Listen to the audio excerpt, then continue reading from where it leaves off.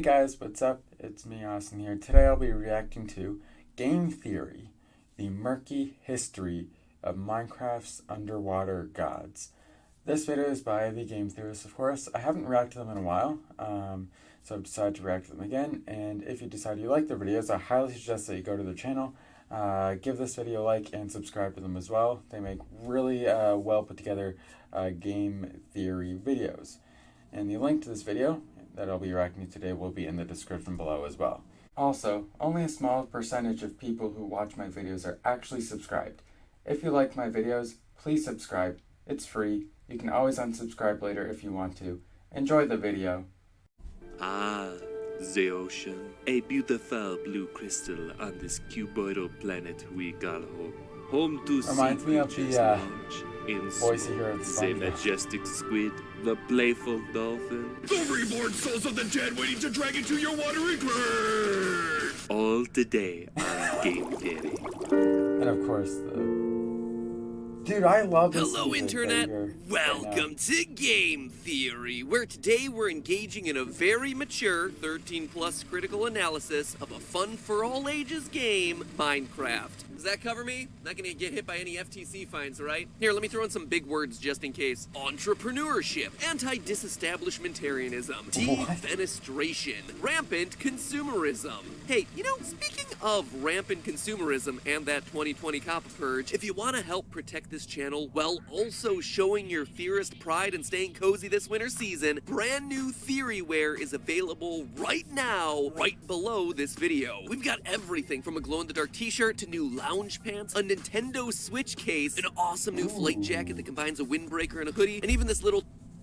If that is still available, I might actually get that, the Nintendo case Switch. I have a Nintendo Switch, so... Tumblr guy, you try to push him over, you can't knock him over. Anyway, items are starting to sell out, so if you have a theorist in your life that you want to get a cool holiday gift for, or if you just want to show your theorist pride yourself, check them out right now to ensure that you get yours in plenty of time before the holidays. Also, since we're doing quick update stuff, just a reminder that December 3rd is our big charity live stream in honor of St. Jude Children's Research Hospital, which helps cure kids of cancer while also being a world leader in cancer research. And even though the stream might be happening on a Tuesday, it is going all day. So whenever you want to tune in, we'll be there waiting for you. And the big reveal of that new FNAF game is happening during the usual live stream time of 4:00 p.m. Pacific. So I hope to see all of you there at least at some point throughout the day. Scott Coffin literally just revealed on Reddit that the game is going to contain, get this, $500,000 for us to find. If we find it and claim it, then he'll donate it to St. Jude. So basically, the gauntlet has been thrown down for Dawko, Markiplier, and I, and the pressure is on for us to perform. The thing is gonna be a blast, and all of it is in honor of an incredible cause, so please try and make it so we can make the holidays just a bit brighter for some amazingly brave kids out there fighting for their lives. Alright, with all that housekeeping out of the way, let's talk some Minecraft, shall we? Today we're getting our Little Mermaid on and going down where it's wetter, down where it's better, under the sea. In Minecraft, the underwater biomes just don't seem to get enough love. Sure, everyone is always excited to make songs dedicated to the fiery death plains of the Nether, or to discuss the otherworldly void of the end, but the watery depths of the overworld offer just as many breathtaking sights, unusual creatures, and head-scratching mysteries, and yet no one really seems to care. It's kind of like art imitating life, because here in real life we're so focused on space exploration that most of our undersea biomes here on Earth have gone completely unexplored. I think we've only seen like 5% of them. So today I'm gonna change that. Not the 5% thing. Heck no, that water is cold. No, I'm just gonna sit on my butt and talk about oceans in a video game for about 18 minutes. What's the deal with the Guardians and the Elder Guardians? Where did they come from? Are they just giant fish creatures that really like hanging out in ocean monuments? Did they build the ocean monuments? Seems pretty unlikely. And speaking of those buildings, what's the deal with those massive underwater mazes? How do the drowned fit into all this? What are these trident-wielding mer people? Are they just zombies that fell into the water? Get ready to take the plunge, because today and next episode, we're diving straight into the deep end. But first... What I know is that if you want to make more drowned, you have to have zombies drowned in the water, and then they turn from zombies to drown. Starting down the path of ocean mysteries were the Guardians, and their bigger granddaddies, the Elder Guardians. From a mob standpoint, I mean, sure, they're giant sea creatures with one eye and spikes. Nothing super weird there right off the bat, but what initially got my theorist senses tingling was the way that they attack. With a literal laser beam, an underwater eye beam that requires time to charge up before it launches at you and causes massive amounts of damage. That's pretty weird for a fish, or really any sort of natural, organic, living creature. I mean, Minecraft... Well, probably because that part of it is fantasy, is a game full of fantastical creatures, don't get me wrong, but attacking with eye laser cannons just felt out of place for me. So I just kept swimming, and stumbled across an even more unusual detail: their inability to die. You see... Do you guys get it whenever he said... laser cannons just felt out of place for me. So I just kept swimming, From what is it? Finding Nemo? swimming, oh my and stumbled gosh. across an even more unusual detail: their inability to die. You see, if you take a guardian or elder guardian out of the water, it just flops around on the dry land like a cubic Magikarp. But why this matters is what doesn't happen. You see, it doesn't suffocate when exposed to the air. It literally just keeps flopping around until you carve it up to make sushi. Well, it's just a video game mechanic, I hear you saying, and you'd be right if only other fish behaved the same way. For every other fish in the game, you take it out of the water, it flops around and eventually dies. Take a squid out of the water, it suffocates and dies. Take a salmon out of the water, it suffocates and dies. Take a pufferfish or a cod out of the water, they suffocate and they die. If you can't tell, there were a lot of cuboidal animals that were harmed during the production of this video. Anyway, the guardians and the elder guardians are the only undersea creatures that can live indefinitely on the land. So between that and the laser eye thing, there was just something, pardon the pun, fishy about them. Or actually, that's completely the wrong pun, because it was something that didn't feel fishy about them. Something that felt a bit less like an animal and a bit more like a machine. Let's look closer at the design of the Guardian. Notice the colors of its flesh and the cracked patterns across its body. It's nearly identical to the prismarine blocks that form the ocean monument around them. Coincidence? Right. I think not. And that isn't just my observation either. In Minecraft's official mob bestiary, the in-depth guide written from the perspective of an animal researcher in the Minecraft world, they specifically allude to this fact. Quote, their skin is cracked, as if carved from some ancient rock, and their single white eye is somehow both unknowable and cruel. End quote. Ancient rock, you say? Like perhaps prismarine? The very same stone that serves as the primary building block for all ocean monuments? The only place in the game where they spawn? Further supporting the idea that the Guardians aren't made of flesh, but rather of prismarine stone is their drop behavior. When killed, the Guardian has a 40% chance of dropping prismarine crystal, which, for a fish, doesn't make a whole lot of sense. I mean, if you kill a sheep, it drops you wool. If you drop a cow, it drops you like cow flesh. But if you're a non-organic creature built from the nearby rocks and minerals, well, that could certainly explain a whole lot. And speaking of their drop behavior, the mob bestiary does a drop of its own. Another interesting tidbit about the Guardians. Quote again, elder Guardians will also drop a water-absorbing sponge if killed by an adventurer. And if it doesn't drop a prismarine crystal, one will find raw fish of some kind in its place. Some scholars think that this is evidence that its diet consists of fish and other natural watery foodstuff, but Guardians have never been seen to wander far from their temple homes to catch them, so we cannot be sure. End quote. It's an odd detail to include there at the end, right? To specifically call out, hey, they drop fish, meaning that they might eat fish, but, you know, considering the fact that they never leave the ocean monuments they spawn in, they probably don't eat the fish. Again, all the evidence seems to be pointing to these creatures not being animals, as I'm sure we've all assumed them to be, but rather some sort of artificial creation. A defense mechanism built of the surrounding materials somehow mixed with real-life fish, or real-life fish DNA to protect the very monument that they spawn inside. Even the creature's anatomical design inside the mob bestiary seems to contain some level of secrets. For most other mobs in the game, the book has this incredible illustration of their inner workings. The dense skeletons of the creeper, the humanoid brains of the Enderman. But for the Elder Guardian, we get ourselves a piece-by-piece dissection of the eye, with components that look kind of like wires, leading to panels meant to charge up its laser.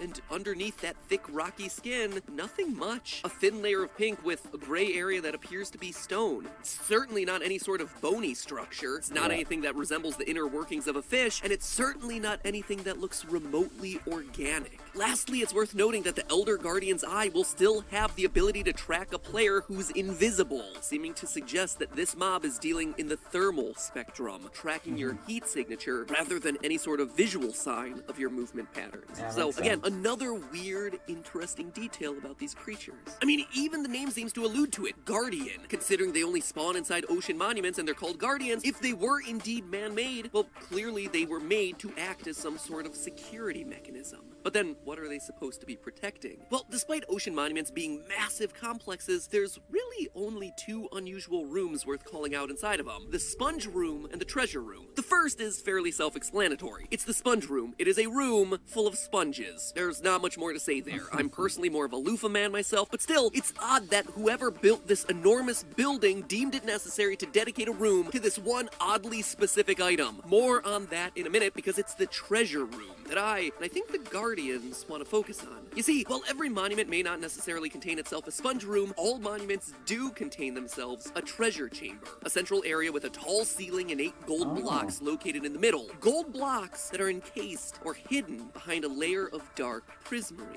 And it's this right here that is perhaps the most oddly specific design choice hidden in the entire game. Here we are in the middle of this massive underwater complex made entirely of one material. Just varieties of prismarine everywhere. That's it. And yet, smack in the middle, the designers decide to include this massive golden box. Alright, that alone would make some kind of sense, I guess. Displaying your prized treasure like it's a core to the entire building, but it's the fact that the gold is hidden under another layer. That the gold is literally encased within a box of dark prismarine, within a box of another stone hidden away, that really strikes me as noteworthy here. And it's those details, coupled with the overall design of the structure, that leads me to believe that the ocean monuments were made to be religious buildings. First, let's just start by looking at the overall design of the ocean monument. It's a classic ziggurat structure, a staircase-like building with wide flat landings that get narrower each level up. Basically, it's like a big pyramid, but with some stopping points as you get higher, whereas a more traditional pyramid, like those in Egypt, consist of a smooth, continuous line all the way to the peak. Ziggurats were famous in ancient Mesopotamia, basically the first place you learn about in world history class and never fully understand or care about. Cradle of civilization, have no idea what that is. Let's just get to ancient Greece and Egypt already. Those are the cool ones. Or at least that's how I felt when I was learning those units. So I went back, refreshed myself on all that information, and let me clear it up for you. Mesopotamia back in the day was where modern-day Iraq and part of Syria are today. So basically, it's an ancient civilization located in the Middle East. That is where you would find structures like the one that we see depicted here in Minecraft. So, knowing the real-life structure that these monuments are based on, we can start to get clues as to what their intended use was in the Minecraft lore. You see, in ancient Mesopotamia, a ziggurat's main purpose was religious. It was meant to connect heaven and earth. They're thought to have been built to literally house the gods. As such, only priests. Wasn't there a thing where, I can't remember what it was, but I remember learning about how something was like, you wanted to be as tall as possible to be as close to heaven as possible, or something like that. I'm sure this is different, but I remember just something like that. Were allowed to get inside of the ziggurats. And this hypothetical religious use seems to be supported by Minecraft. You see, one other key feature of the ocean monument is the fact that underneath the monument are 23 giant pillars that stretch down to the ocean floor. And it's always 23, unless of course there's some weird spawn hiccup. But that 23 number, I've said it so many times this episode, it seems so oddly specific, right? It has got to mean something. And wouldn't you know it, I think it does. You see, the number 23 is just one of those numbers that's considered to be really important to humans. It's Michael Jordan's number, if that means It's a anything. prime number, which already makes it special. It's the number of chromosome pairs that we have in our body. It's basketball star Michael Jordan's number. Yeah. There's a really bad Jim Carrey movie all about the number 23. So, you know, really important stuff here. But all joking aside, there's even something called the 23 Enigma. Essentially a belief that the number has some sort of magical or mystical significance because of how much it shows up in our day-to-day lives. Is that why Michael Jordan wore number 23? So when it comes to numbers, 23 is kind of a big deal. Just behind top 10, lucky 7, and I guess unlucky 13. But when it comes to religion, 23 is an even bigger deal. You see, in the Islamic faith, there's the Quran. It's the Islamic sacred book, just like Christians have themselves the Bible and Judaism has the Torah. The Quran is believed to be the word of God as dictated to the Prophet Muhammad. And it took, get this, 23 years for the entire book to be revealed to Muhammad. It's also Muslim belief that the first verses of the Quran were revealed to the Prophet Muhammad on the 23rd night of the 9th Islamic month. So again, in the Islamic faith, the number 23 matters a lot, meaning that those 23 pillars in the Minecraft Ocean Monument could very easily be referencing important pieces of religious architecture found around the Middle East. No, ziggurats aren't mosques, where Islamic faith is currently practiced, but they are connected by geographic region and religious connotation. Now here is where everything comes together. If if Minecraft's ocean monuments were indeed places of religious significance, where an ancient race of people believed gods could come down onto the earth and live, it could explain the box of gold encased in dark prismarine with sea lanterns in each of its corners. But to understand why, you have to be familiar with the Kaaba. The Kaaba is a black cube building at the center of Islam's most important mosque, the Great Mosque of Mecca. It is the most important place in the Islamic faith. So important that practitioners of Islam are almost required to take a pilgrimage to see this once in their life and give worship there. Why? Well, it's thought that the Kaaba is the house of God, the sacred house, the connection between heaven and the earth. The Kaaba is a sacred place with an inside of gold and marble, but on the outside, it appears to just be a large black cube of dark granite, just like we see in the game with the dark prismarine being on the outside of those golden cubes. In each of the corners in Minecraft is a sea lantern, and wouldn't you know it, each corner of the Kaaba also has itself a special symbolic significance, most often pointing to one key location from Islamic history. So could it be that the guardians of Minecraft are protecting the most sacred treasure of all, the location, or at least the perceived location, of God himself? It sounds crazy, but remember, the ending of Minecraft does indeed have two godlike figures speaking with each other about your gameplay. The fact that gods exist in the canonical universe of Minecraft is an established part of the lore. I mean, a lot of the details really line up here. The ziggurat structure connects us to the Middle East and Islamic tradition. The 23 pillars and their importance to Islamic faith, covering up the golden, important interior of a building with a dark stone exterior just like the Kaaba. The perfect cubic shape of both of those structures. The importance of each of the corners. The need to have the guardians protecting this place at all. Heck, even the name. This is the Ocean Monument. It isn't a ruin, it's not a temple, it's a monument. Monument is a word used to honor a place of historical significance, a place of the dead, or an important figure like a god. You don't call the building that houses your sponge room a monument. Oh yeah, and it's worth mentioning here as one last final note, the one practical function of the ziggurat was actually to serve as just a high place on which the priests could escape rising water that would flood the Mesopotamian areas every year. Rising water, huh? Maybe the underwater monuments weren't quite so underwater. So we have ourselves the heat-seeking laser-shooting fish that might have been man-made to protect an underwater monument dedicated to what may or may not be an ancient god. Now the only question is, who built it? Why is it here underwater? And that, my friends, is explained through two words: the drowned. But that theory will have to wait for another day. In the meantime, remember, that's just a theory. A game theory. Thanks for watching. I don't know if you guys picked up on this, but like... that's just a... It says, down here it says running her childhood since 2011. That's absolutely hilarious to me. A theory. A game theory. Guys, thanks for watching. That was probably the most entertaining game theory episode that I watched so far. Man, that was really good. He really went into like deep as to the lore and everything like that. Man, guys, I'm telling you, it's a really good channel. Go check it out if you haven't already. Not only do they make videos about Minecraft game theories, Minecraft lore, but they also make theories about like Five Nights at Freddy's, for example. I've even seen them make theories about mobile games, right? They have a lot of their diversity is very high in terms of what games they actually do game theory episodes on. So yeah, I highly suggest that you go check them out. But yeah, if you haven't already, I would suggest that you like the video and consider subscribing as well with post notifications on so you don't miss out on any of my future uploads. And with that being said, I'll see you guys in the next one. See you later, guys.